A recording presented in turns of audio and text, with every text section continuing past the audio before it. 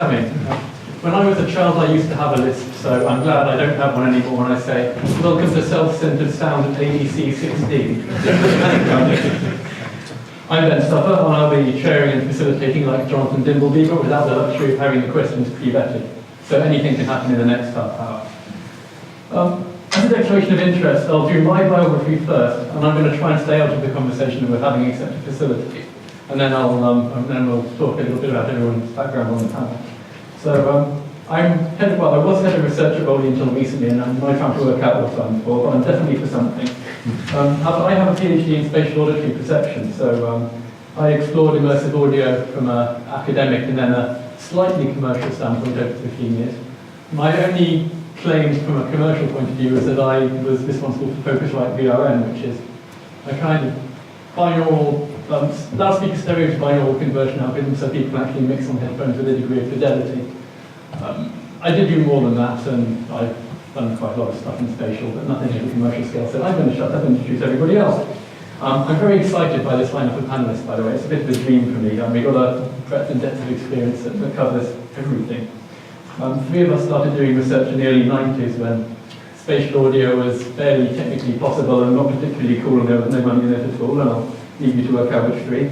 None of us is actually a professional academic at the moment, but four of us have either got or nearly got PhDs in the subject, so I hope we can cover academic questions as well without the audience having to click skip ad.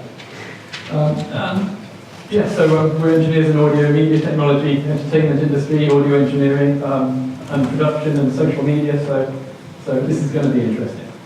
Right, starting on my right, we have Hans Fugel. Hans is a software engineer working at Facebook with the Audio 360 team. The Facebook 360 is a set of VR authoring and playback tools that I'll give Hans a chance to talk about in a moment. Hans nearly completed a PhD in 2009 in computer science at New Mexico State University with an emphasis on computer music. Michael Kelly, I'm not going right to left, am I? Let's go right to left. Let's talk about Chris Travis first. There's not much that Chris hasn't done in his career so far. So he's a serial CTO and innovator with a large portfolio of experience spanning, deep breath, broadcast engineering, music production, mobile phone audio, consumer electronics, touch user interfaces, and semiconductor startups. Don't know why he's not a Rowley. Chris has a longer-standing involvement in the capture and delivery of multi-channel audio and is currently working on a compact microphone array for VR that should come onto the market in 2017. Personal interest, 20 years ago, almost to the day in fact, Chris published an AS paper called Virtual Reality Perspective on Headphone Audio, which is a very polemical article, and it's still a must-read, I think, for any self-respecting experimenter in this discipline. Do look it up if you can. Let's go on to Michael Kelly now, because I'm all out of order. Michael Kelly is the senior director of research and development at TTS. He leads a team of developers who optimize and develop next-generation spatial audio algorithms for games, VR, music, and film. Michael has a PhD from the University of York in spatial audio coding. He was formerly a sound designer and later games programmer at Creative Labs and Sony, where he worked on the PS3 and Vita platforms. And finally, on my left, we have Chris Pike from BBC R&D. He's a senior audio research scientist, leads BBC's work in immersive audio for broadcasting and virtual reality, which includes research with academic partners and standardization work. He also leads innovative content production with creative partners. Chris is currently pursuing a PhD also at the University of York. I recommend the blog of the BBC R&D team if you haven't read it. They're investing a lot of time and effort in rendering object audio at the moment, in promoting binaural audio as well as a broadcast medium. To see a preeminent media company like the BBC experimenting seriously in public is quite gratifying for us technologists. So please give the team a round of applause, and I will do the same.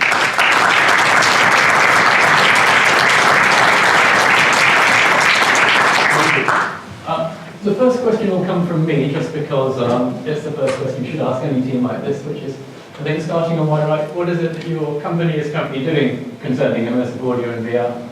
And we can get the commercial stuff out of the way and set a context, I think. I guess I'll start then. Is this on? So I'm at Facebook, and Facebook is also, Oculus is part of Facebook. They have their own spatial audio team, but we do work with them. What are we doing right now? What we're doing with spatial audio at Facebook is really just diving into the deep end with it. We have just launched in the past month or so spatial audio for 360 videos across our platform, and in fact we are just now rolling it out on web. So this is, and it's available on phones and gear. So this is kind of the area that we're in. We acquired 2 big ears earlier this year, and we are continuing their commitment to making tools that make it very easy for people to make, or as easy as possible for people to make spatial audio content, and then making sure we can deliver that to everybody that wants to hear. So really it's about quality of experience for listeners. Hello everyone, I'm Chris Travis, and right now I'm working as an independent for the first time in about 10 years. I've had 10 years of relatively conventional employment on the touch user interface side, trying to provide tactile feedback to touch user interfaces. And I left that earlier this year and returned to the spatial audio field. I'm collaborating with several others, a microphone maker in California, and Peter Craven, the co-inventor of the original soundfield microphone in the 1970s, to brew up a new, better, great compact microphone array, as already mentioned, and that's been a bit of a dream for a while. And what I was doing in audio 10 years ago, I had a spell on the BBC and a period of time as consultant in consumer electronics, multi-channel audio, connections with the phone industry. And the phone industry, I think, is a sort of a little sideline along the coming and going of interest in VR through the years. Yes, so DTS, you may or may not know, has a strong legacy in spatial audio coding for movies. So I guess my research is more focused on the spatial audio aspect of that, which exists in many forms, including speakers and headphones. The project probably closest to my heart is headphone rendering technology. I was very heavily involved in a product we launched 3 or 4 years ago called Headphone X, which DTS isn't strictly a consumer-facing brand. It's more a kind of low-level technology, if you like. So you may see Headphone X logos sometimes on Blu-ray discs, sometimes on the back of hardware devices, and sometimes on headphones. Obviously, this was before VR. Headphone X has a natural role in VR. It's a headphone rendering technology. Headphone rendering in VR is all the rage. So I guess it's pretty clear that the role we might see our technologies having in VR. So yeah, at the BBC, we're working, as Ben introduction said, on content creation and sort of pushing that as far as we can and learning, helping our program makers learn enough about these new technologies that we can be at the forefront. But we're also focused on spatial audio more generally, and this concept of object-based audio, where you have audio signals and metadata sent to allow you to kind of adapt things on the audience side. So that fits nicely with games and VR, these interactive systems, but we're also looking at how that applies to more basic things like being able to adjust the dialogue level in your end user experience. And so yeah, I guess our work goes right through from VR things that might come out to the public, but also new standards for broadcast technology. Thank you. Okay, I'm going to open the questions to the floor now, and I'll pick someone to speak first. And I hope if it needs to turn into an argument, it can, and that'll just happen. I will be repeating the question you asked in a slow and ponderous way, and that's for the benefit of the recording, and not because I think the panelists are a bit slow. Does anyone have any questions to ask?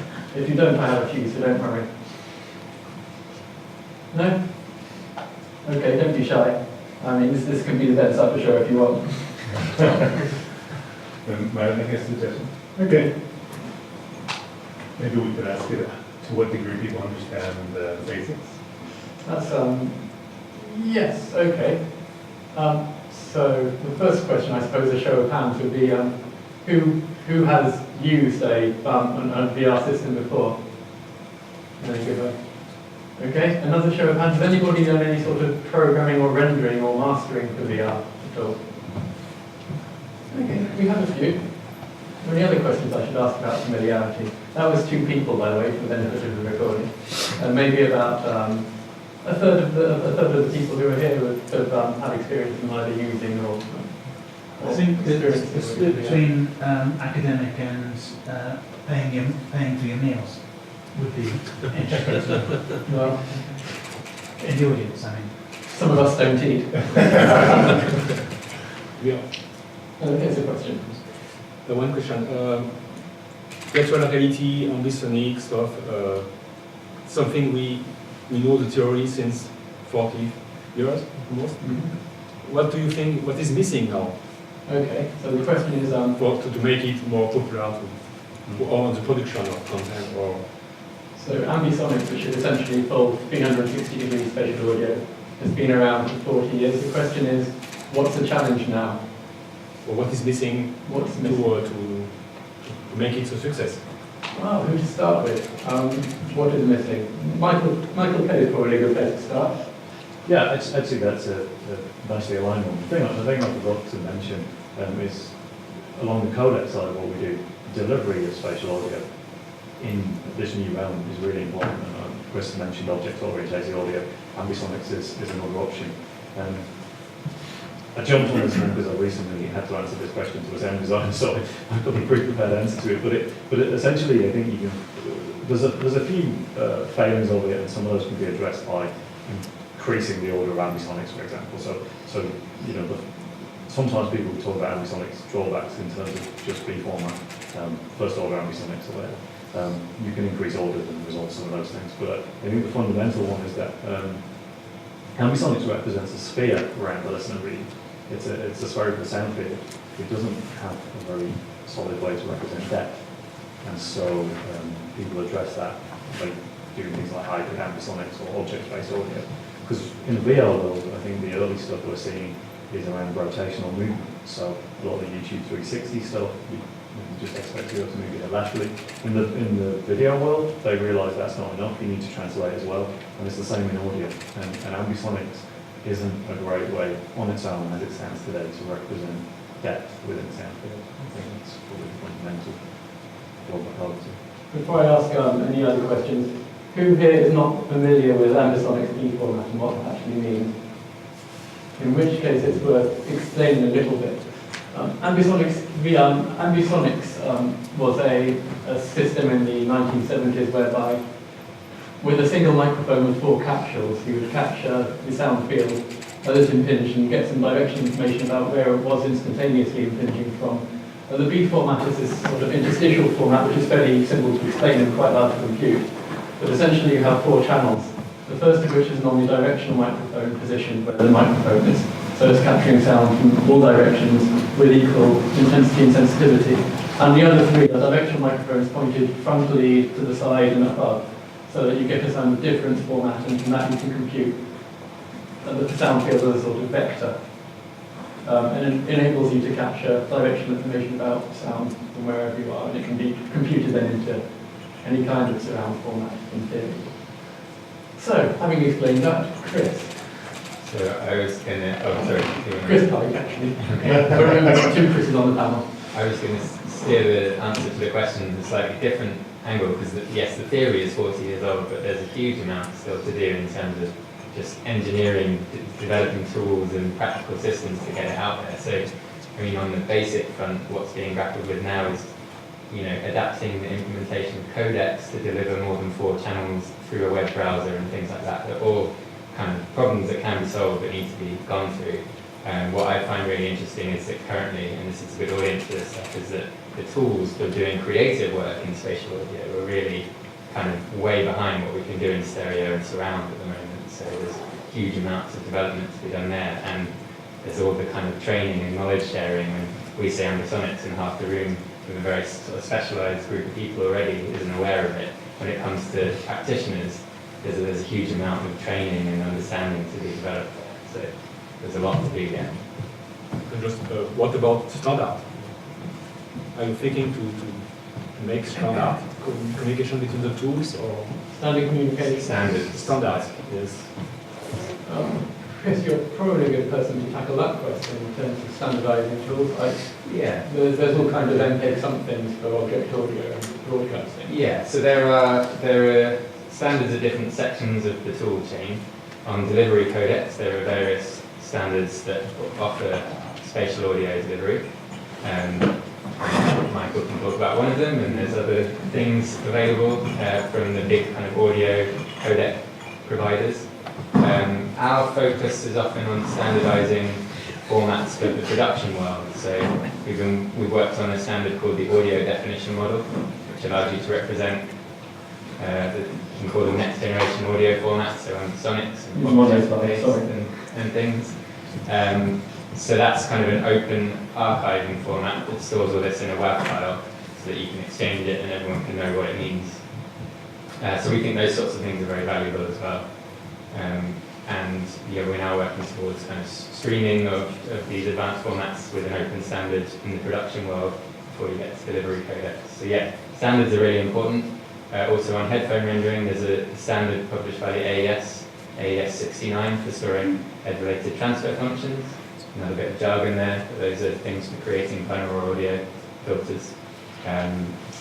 Yeah, so we think standards are very important, and that's one of our roles, I think, in the industry as the BBC, is to try and ensure that open standards are in place where appropriate. And Chris, you've been working with Peter Craig on ambisonic microphones, so it'd be good to hear your views on it. Okay, you've got 2 questions there, but on the standards one, I don't think that they are slow, that the absence of standards is slowing progress. I do respect the people who work in standards, and I used to be one of them myself, and I'm glad those people are there, but and continuing to do good work. But stepping back to the earlier question, I think one way a couple of years ago of answering it would have been to say that pull. What you need is pull from big companies who've got deep pockets, seeing there being a potential future pull from customers. So models for monetizing, I suppose, the content and all that stuff of business, which seems to be happening, and I'm not very well qualified to comment on it. It's, like anything, have a dynamic to it.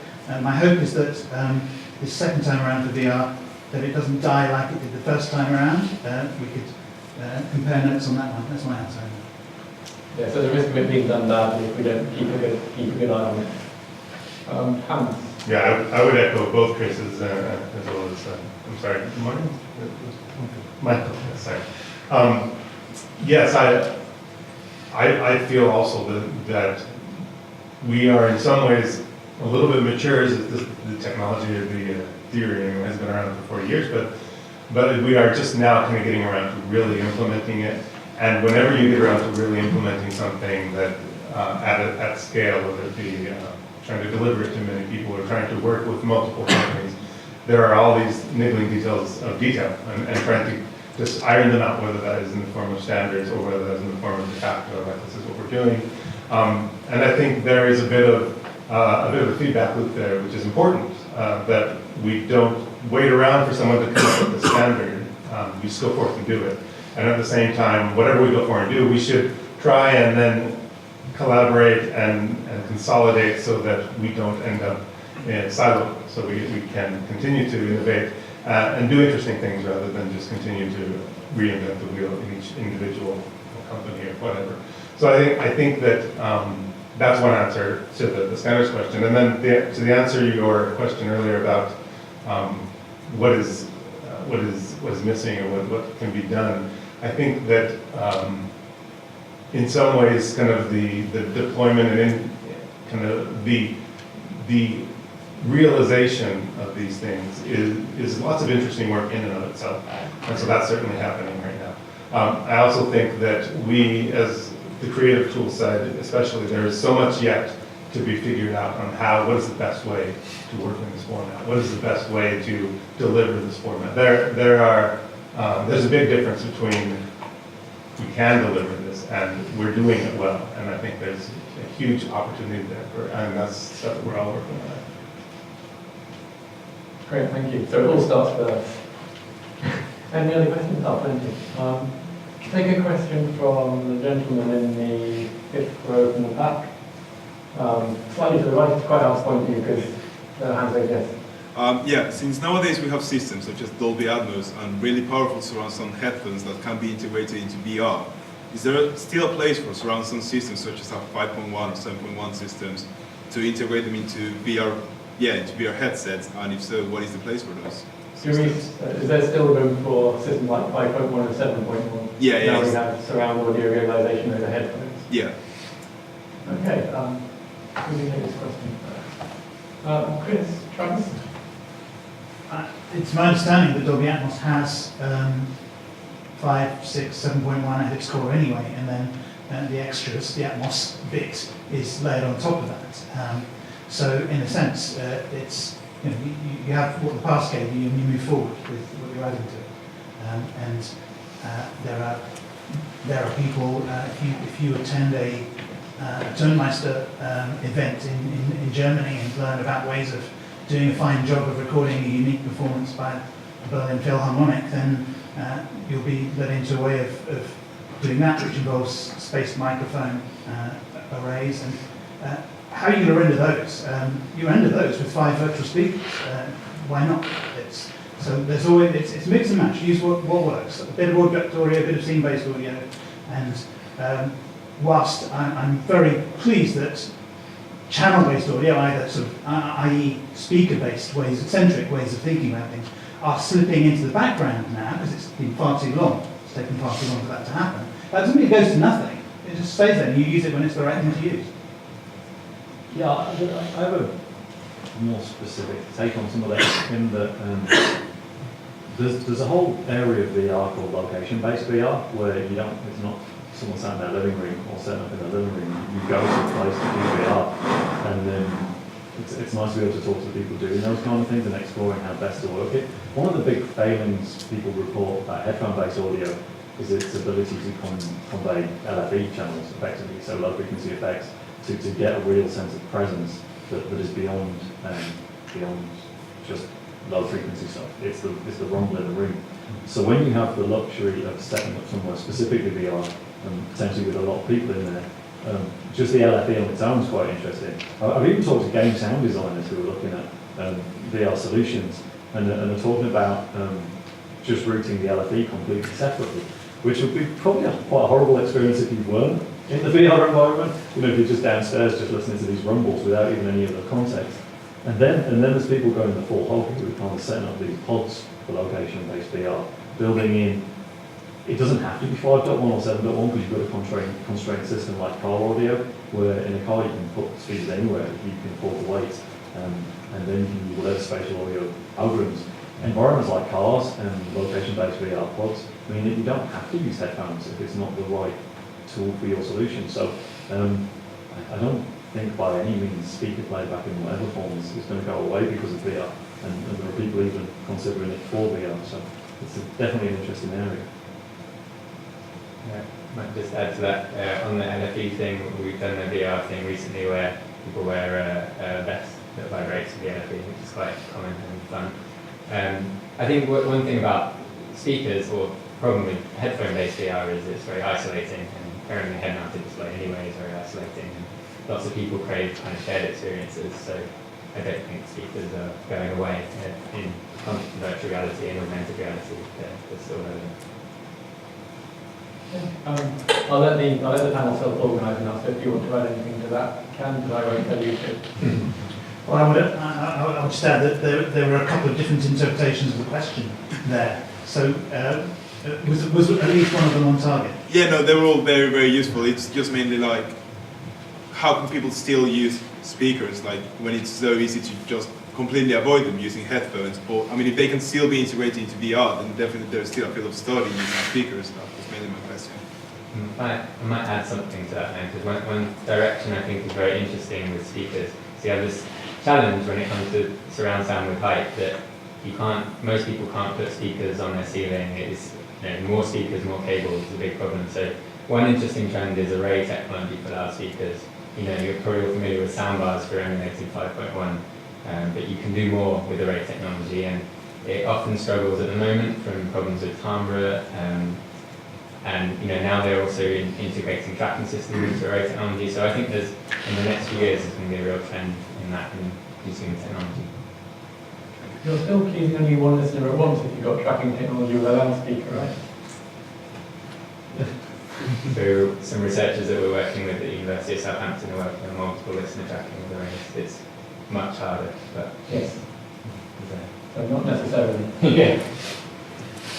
I think Go on. I was going to add to that and say that what VR has done for ambisonics and binaural audio is phenomenal, because 20 years ago, we're not, in terms of basic binaural rendering, we're not really doing anything that much different. We all tweak it and improve it, and I'm sure we all have our own spin on what amazing stuff we're doing. But essentially, it's rendering HRTX in some form or other with some tricks.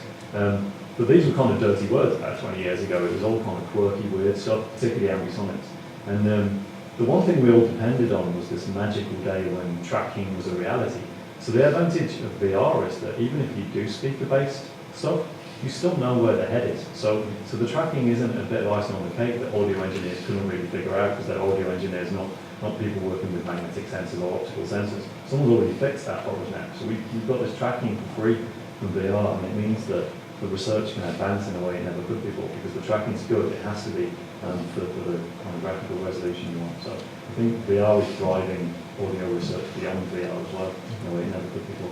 I was, by way of illustration, going to bring in a piece of research equipment I was using 16 years ago, which was a state-of-the-art head tracker then. And it was about the size of this coffee cup. It fitted on your headphones, and you had to tie a headband around people's heads to keep it. So actually head tracking is a lot easier now with MEMS systems and so on. That's not a part of the state-of-the-art. It's advanced to the extent that this time around it's much less convenient. If I could add to that as well, besides the technological reasons why VR has definitely pushed us forward, another is just the experience of VR itself. It's all very flashy. Video is often taking precedence over audio, as we all probably know.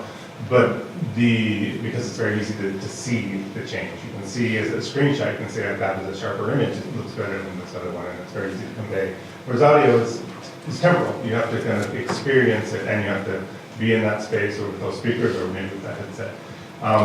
So with VR, we have this amazing experience. We're all in there, and most people don't understand or realize what they're missing until you put it on, put the headphones on and now you can actually hear where everything is as well, and it's the most natural thing in the world. But without it, you really are missing some of that immersiveness of the VR experience. It really just is half an experience without the audio. And so the fact that VR is now at this place where we can show people the difference, or they can listen to the difference, and then they actually want the audio. I think that's a really good thing that's driving forward the spatial audio space as well. Thank you, Hans. Other questions? Man in the check shirt. Okay. Wanted to capture a bit the thread of headphones versus speakers, and I suppose I would like your opinion on whether the dominant platform where content for VR will be delivered will influence whether we go towards a headphone based, because if everything is on a smartphone, the primarily platform for delivering that content, you might end up with people using headphones all the time, or other platforms will require speakers. So how this is going to influence, and how do you see the platform shaping the market in terms of customer needs? So how does the computing platform change the market, mobile or desktop or VR, etc.? I think I'll start with Hans. Sure. So, can I clarify with you what you mean by platform? Are you speaking about VR platform specifically? So, like head-mounted display? Where do I consume the content eventually? Is it on my smartphone, or my TV in my living room, or in a dedicated gaming environment? Sure. And I think kind of cutting to the core of that is one of the main questions is, do I have a thing on my face? Yeah. Or am I it's an augmented reality sort of thing? And I think we're going to see both. I don't think that one is going to win. I think there's going to be both from now on. Perhaps my fellows here would have different opinions on that, but I feel like that is always going to be something we have a little bit of both. And so it's going to be important that we, and this goes back to why speakers will probably never go away, is why we're going to have kind of both kinds of experiences. I think it'll begin to look very similar though. So like, the reason you use your smartphone right now is because people were smart enough to figure out that was a quick way to get VR to people very cheaply. I mean, people did it with the cardboard. It is the most fundamental version of it. I've got a pretty high-res smartphone. All I need is a piece of cardboard with a magnet on the side, and now I've got VR. Amazing, you know, and I think we're all blown away by that, because simple solutions are the best sometimes. But, so the challenge for tethered VR, which, you know, desktop VR, or PlayStation VR, that kind of thing, is you've got this kind of powerful machine doing the real work, and then you've strapped 2 monitors to your eyes and a pair of headphones. And we all know that our children are going to laugh at that. And do you remember the days when we used to strap those massive boxes to the front of our heads? Then you start to see things like the augmented reality glasses coming in. And they're already looking at putting chips into the glasses so you don't, because the biggest problem with VR as it stands with tethered platforms is it's tethered, you've got a big cable, and even the most experienced people, you get your cable knotted quite quickly. So getting rid of the cable is something, and once you've got rid of the cable, then how different are the platforms really? You're talking about a device with high CPU, it either does augmented reality or virtual reality.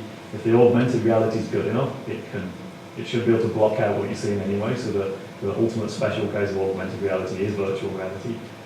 And so I actually see really more of a convergence of devices, and that isn't a dominant platform winning. That's not Google pushing cardboard as the most dominant winner, or PlayStation VR being successful or whatever. That's none of these things are quite the answer yet, and we'll see things emerge from these starting points that came from different directions. So the general message seems to be that we can all play.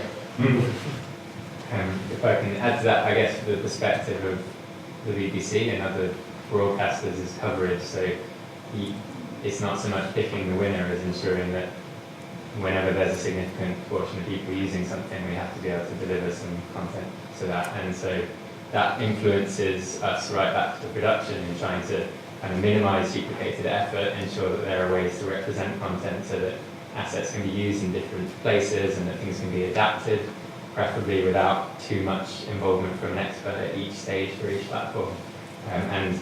You know, our effort in standardization and things is to enable representations of your content that allow that. So that's where this kind of object-based principle comes back in. But I think that's really important, and even just in the world of VR, you know, when you get companies developing stacks of technology, they kind of all fit into one chain.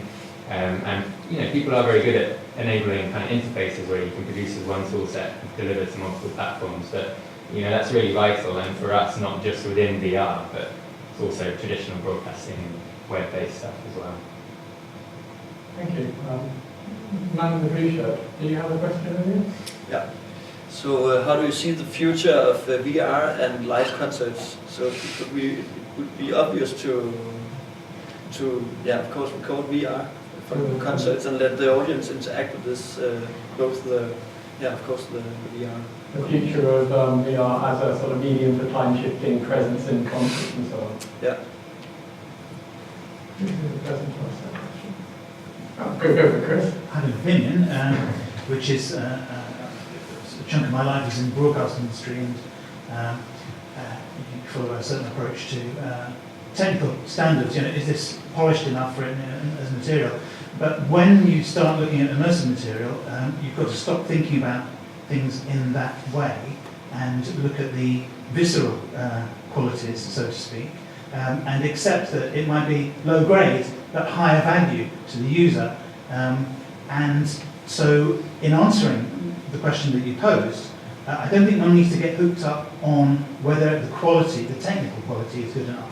It's more, is it something that people value?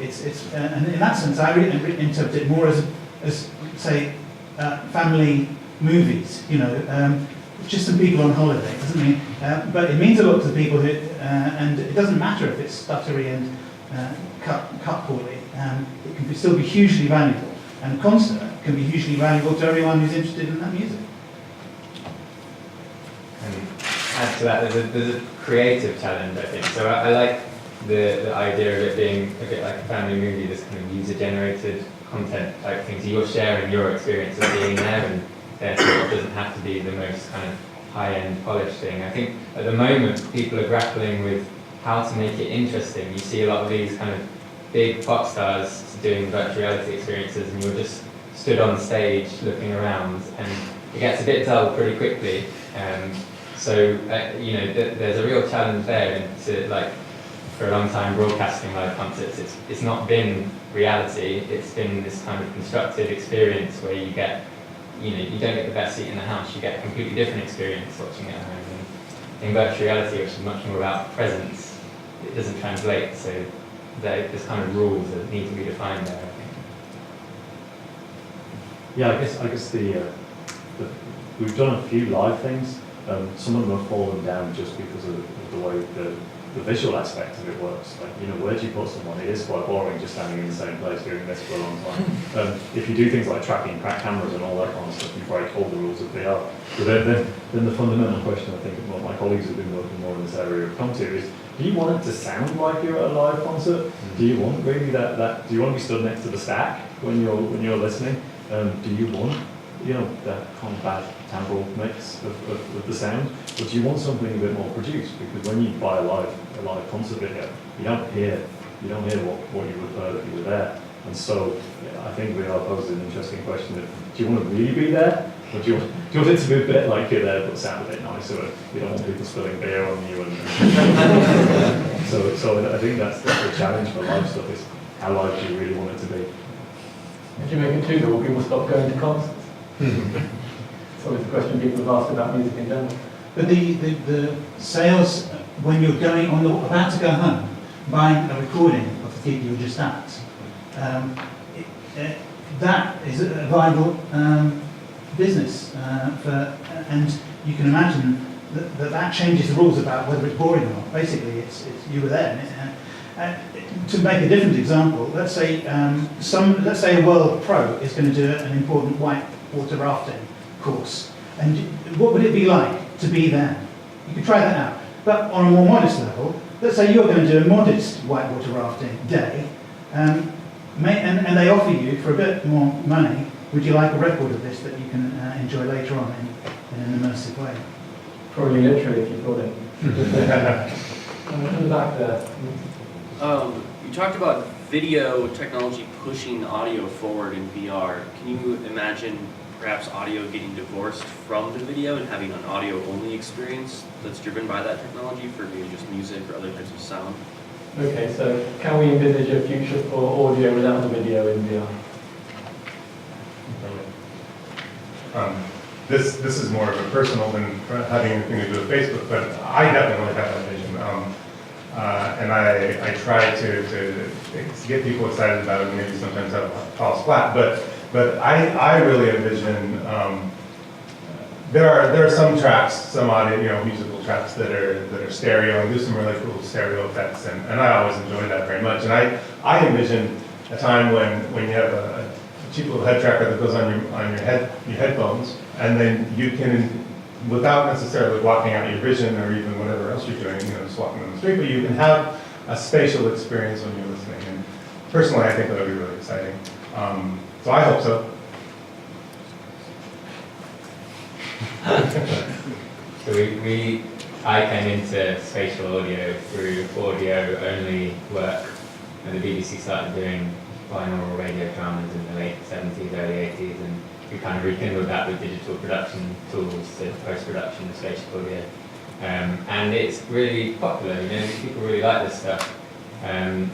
Once you come into kind of head-tracked, dynamic spatial sounds, there is a lot of potential, I think, and I mean, you've already got products that do AR visually.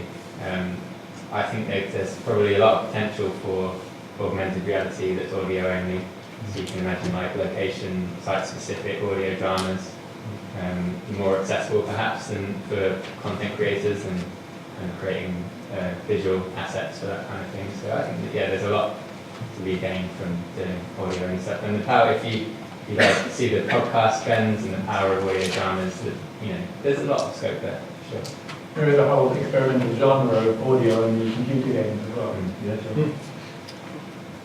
Michael, you want to? Yeah, I was going to add to Chris's thing really. I also came really from quite a lot of my background is in binaural audio, and that was really driven by audio for its own sake in applications like music. So I talked of one extreme of virtual reality, augmented reality being virtual reality, where the whole of reality is obscured by virtual things. There's the other extreme visually, where nothing is obscured, so you're just seeing straight through your glasses with nothing there, but there's still space for audio. Really simple practical levels, like taking a phone call while you're walking down the street, using the same glasses you've now integrated into your life and are wearing all the time. You don't necessarily need to see the person while you're walking down the street. You might trip over things if you could. So that's a very simple example. Teleconferencing was a very early proposed application of binaural research. It never really took off. But once you just take the technologies for granted, you've got head tracking, why not now? It's just another part of life. And then, yeah, there's the whole thing beyond that, which is just music listening, which is, I kind of want the sense of presence. I want to take all that stuff away that Chris was talking about earlier, that this enclosed feeling of listening over headphones. So it makes sense to bring that out of my head, to mean that when I move my head, the music stays in the same place. I don't necessarily need to see it because I'm working or whatever. I'm listening, I'm sat on the train. I'm probably doing something else on the train, it might be AR headset on. But, you know, so again, I think it's the world's our oyster now.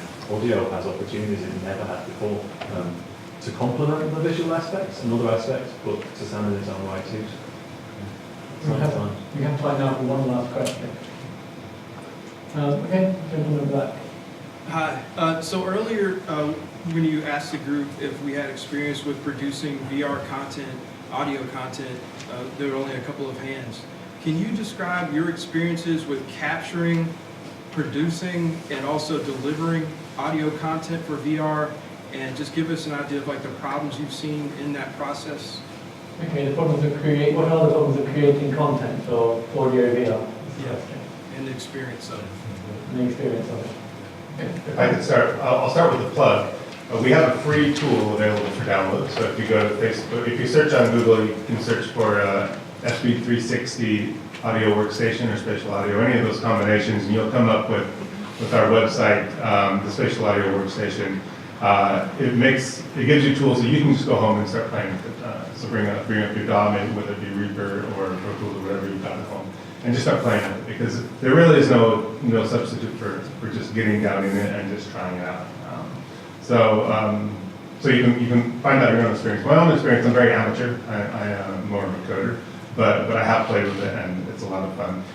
To me, the interesting thing is just being able to stick something over there and move it around, and it's a real rich experience, a real fun way to kind of play with things. But I haven't done anything really professional, so I'll stop there. This is good. This dovetails into what I was going to ask for the closing question, which is how can people in this room experience either listening to or creating audio for VR? Because if 2/3 of the people in this room haven't really listened to it yet, then there's a good chance to get into it. So both from an enjoyment and a creation point of view.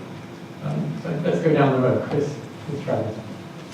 Okay, most of the material, I would say music, and then I'll interpret as a music audio only question, that I can consume. I'm sounding so American, monetize and consume. Consume is constructed, from stands and artificial, and that's the stuff I'm into, and I have no experience creating that, and I know that there is a lot of people who do, and that it's like anything that's constructed, there's intricacy and patience and notes and tricks and finding out what does and doesn't work. The side where I do have a little experience is capture of acoustic, real live events, and I'd say that there's a massive gap between the desire to be able to rock up somewhere, put one mic in one place and have it do the job you wanted, and what you actually have to do. For so many reasons, and people studying, getting qualified in this field, learn some of the ways around. But I still personally have that dream. So it's not an advert for your mic. My experience is game audio, which is about building virtual worlds completely from scratch. So there is nothing to go and capture other than the components that make that virtual world. And we work with people who capture and build as well, but I'll leave others to comment on that. So essentially, how do you do that? You record a little bits of audio, you mulch them, you mess around with them, and then you put them in different spatial locations, and you make them respond to different events. And when I first started trying to describe that process to someone was quite difficult if you had another concept of it. The simple answer, and the answer to Ben's question really, is how would you get into creating that content yourself now, or seeing how that works? You can go and download these tremendously powerful game engines on the web and do it yourself. So you can go and download Unity or Unreal Engine for free, play with them, see how a virtual world's built. If you're just interested in the audio side, you can find 1,000 open source. Actually, that's a very interesting one. You can find billions of open source projects on the web. You can get involved in open source, kind of community-driven projects. So you can become a sound designer on a VR project. You're not going to get paid a tremendous amount for it, but if you want to see how it works, it's a good way to find out. You can download the Facebook tools. You can download the Oculus Audio VR system. You can download any number of all the binaural plugins and stuff. You can find an easy way to get your hands on them. So, like, trying to get your hand into creating the content is much easier than it ever was, and then it's just getting easier. And these tools will be ubiquitous. Just like any questions, we can give the last word to the BBC. So, yeah, I think in answer to your question, like, what was the experience like when I started doing it maybe 2 years ago? It was incredibly painful because there weren't many tools on the market, and we kind of had to build things and plug them all together. There are now, even in the last few months, there was a conference on audio for virtual and augmented reality recently by the AES, and at that there were, I think, 5 or 6 different sets of tools for making audio for VR that are now released in beta or available. And so there's lots of stuff you can get and try and work in existing workstations. Most of them focus on this kind of idea of just rotation. So some people call it cinematic VR, a sphere around your head. So we've done quite a few of those at the BBC, but we've also worked on, like VR where you can move around more freely, where you're working in a game engine, and that's a huge challenge when you're dealing with people that mostly work in audio workstations in the broadcast industry, to try and explain the integration with a game engine and that workload. There's a real skill gap there that we need to work on. Tools are coming. I'm looking forward to the generation of tools after the current one where you can integrate more closely with a game engine from an audio workstation and have full kind of 6-degree of freedom movement possible rather than just this kind of sphere. So where can you try it? We're working on a couple of things at the moment. We've just put out a 360 video on YouTube and Facebook through BBC Earth, the new Planet Earth 2 series, which is starting on Sunday. The music recording for that, and hopefully the BBC will publish some more videos of social audio. We're also doing a computer graphics-based VR thing that we did for Oculus at the Tribeca Film Festival, and that should be released to the public at some point soon. So keep an eye on the blog. Yeah, keep an eye on the R&D blog. Thank you very much. Okay, we're going to have minutes over time, but I'll try the patience of the committee. Go on. I'm just going to say that there is a group on Facebook, an open public group for spatial audio, and you can go there, and there are lots of examples people are posting all the time. Thank you very much. I'd like to thank the audience for the perspicacious questions, much better than the ones I prepared, so thank you for that. Thank you for coming and listening so intently, and thank you for our team.